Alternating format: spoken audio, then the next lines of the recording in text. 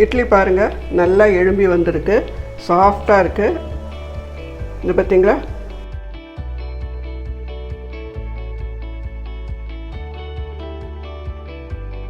கரெக்டாக வெந்திருக்குங்க, அருமையாக இருக்குது. அதில் போட்ட காய் பட்டாணி எல்லாம் நல்லா வெந்திருக்கு. இதே மெத்தடை நீங்கள் ட்ரை பண்ணுங்கள்.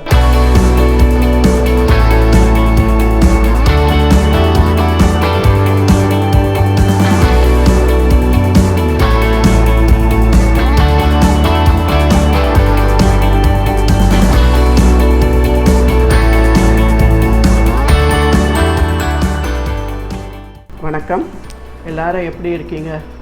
என் வீடியோவை தொடர்ந்து பார்க்குற எல்லாருக்கும் ரொம்ப நன்றி. இன்றைக்கி நான் செய்ய போகிற recipe vegetable rava idli. Vegetable rava idli செய்கிறதுக்கு தேவையான பொருளெல்லாம் பார்க்கலாம் வாங்க. 2 அழகு ரவை, அதே அளவு தயிர், தேவையான அளவு உப்பு, 1/2 ஸ்பூன் பெருங்காயம், கொத்தமல்லி, கருவேப்பிலை. காய்கறிகள் பார்த்திங்கன்னா ஒரு 10-12 பீன்ஸ் பொடியாக கட் பண்ணி வச்சுருக்கேன். கேரட்டு பொடியாக கட் பண்ணி வச்சுருக்கேன். காஞ்ச பட்டாணி அதை தண்ணியில் ஊற வச்சு வச்சுருக்கேன். 2 பச்சை மிளகாவை பொடியாக கட் பண்ணி வச்சுருக்கேன். ஒரு 2 இன்ச்சு இஞ்சியை திருவி வச்சுருக்கேன். முதல்ல ரவையை வறுக்க ஆரம்பிக்கலாம். இப்போது 3 ஸ்பூன் அளவு எண்ணெய் ஊற்றணும். எண்ணெய் நல்லா காஞ்ச உடனே ரவையை போட்டு நல்லா வறுக்கணும், செவந்துடக்கூடாது.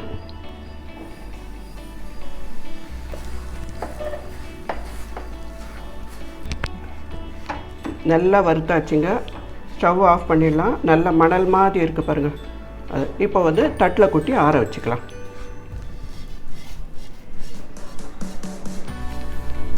இது நல்லா ஆறட்டுங்க. ரவை வறுத்து ஆற வச்சுருக்கேன். அதுக்குள்ளே காய்கறிகளெல்லாம் வதக்கிக்கலாம்.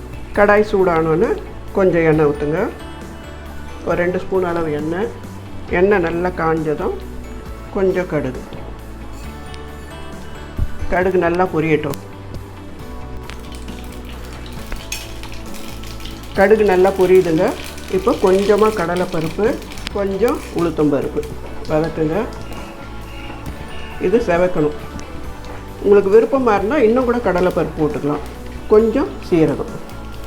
இது செவந்துடுச்சு.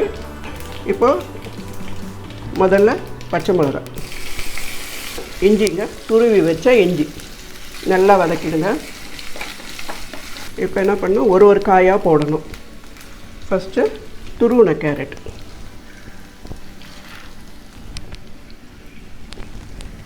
இந்த பொடியாக நறுக்கி வச்ச கேரட்டை போட்டுறாங்க.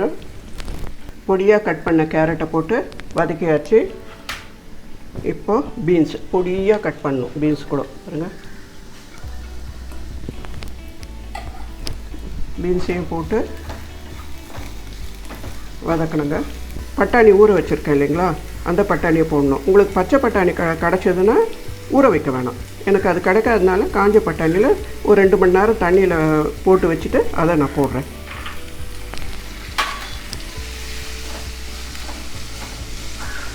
காயெல்லாம் நல்லா வதங்கிடுச்சுங்க. இப்போ கொத்தமல்லி கருவேப்பிலையை போட்டுட்டு ஒரு 2 வதக்குனா போகிறோம். ஸ்டவ் ஆஃப் பண்ணிடலாம். சும்மா இலை கொஞ்சம் லேசாக சுருங்கினா போகிறோம். போகிறேங்க, ஸ்டவ் ஆஃப் பண்ணிடலாம். வதக்கின காய்கறிகளெல்லாம் ஆற வச்சுருக்கோங்க. அதுக்குள்ளே ரவையில் தயிர், உப்பு எல்லாம் போட்டு கரைச்சி வைக்கலாம். ரவை நல்லா ஆறி போச்சு. இப்போது தேவையான உப்பு, தூள் உப்பு வேணால் தூள் உப்பு போட்டுக்கோங்க, கல் உப்பு வேணாலும் கல் உப்பு போட்டுக்கோங்க. இது கரைஞ்சிடும். அப்புறம் கொஞ்சம் பெருங்காயத்தூள். ரவை எவ்வளோ எடுத்துருக்கோமோ அதே அளவு நல்ல கெட்டி தயிர், புளிப்பு இல்லாத தயிரை எடுத்து இப்போது நம்ம போட்டு கரைக்கலாம். நீங்கள் இந்த வந்து கரண்டிலெல்லாம் கலக்காதீங்க. கை வச்சு கரைக்கும்போது ஒரு புளிப்பு வரும். அதுலேயே நம்மளுக்கு இட்லி நல்லா சாஃப்டாக வரும். நல்லா கெட்டியாக கரைச்சி வைக்கணும்.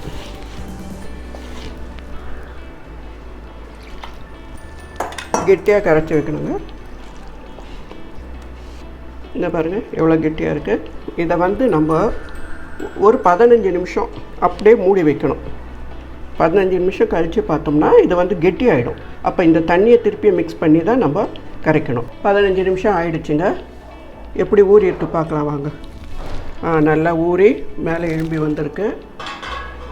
இப்போ என்ன பண்ணலாம், இந்த காயெல்லாம் போட்டு இதில் கரைச்சிடலாம். நல்லா கலக்கணும். இப்போ அந்த மீட்டி வச்சுருந்தார் இல்லைங்களா, அந்த தண்ணி அதை ஊற்றி கொஞ்சமாக ஊற்றணும். கொஞ்சமாக ஊற்றி நல்லா காயும் ரவையும் நல்லா கலந்து விடணும். இது பாருங்கள், நல்லா இதை மாதிரி நல்லா கலக்கணுங்க. காய் எல்லா பக்கமும் போகணும். உப்பு வேறு போட்டிருக்கோம் இல்லைங்களா மாவில், அது எல்லா பக்கமும் சேரணும்.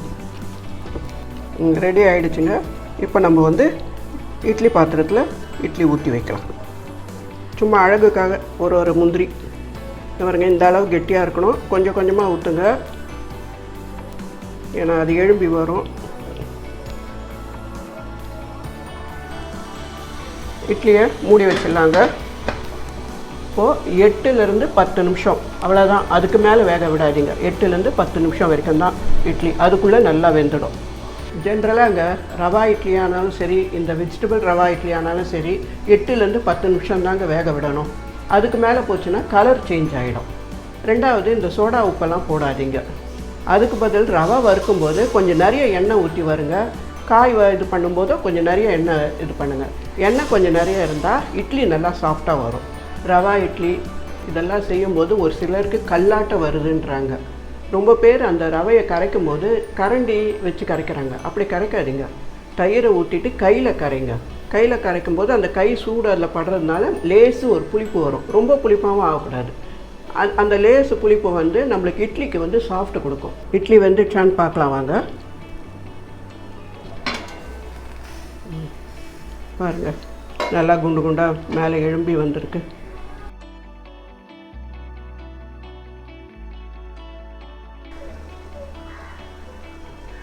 அவ்வளோதாங்க, சுவையான வெஜிடபிள் ரவா இட்லி ரெடி ஆகிடுச்சு. டேஸ்ட் பண்ணி பார்க்கலாம் வாங்க. இட்லி பாருங்கள், நல்லா எழும்பி வந்திருக்கு, சாஃப்டாக இருக்குது. இது பார்த்திங்களா, உதுராக நல்லா இருக்குது பாருங்கள்.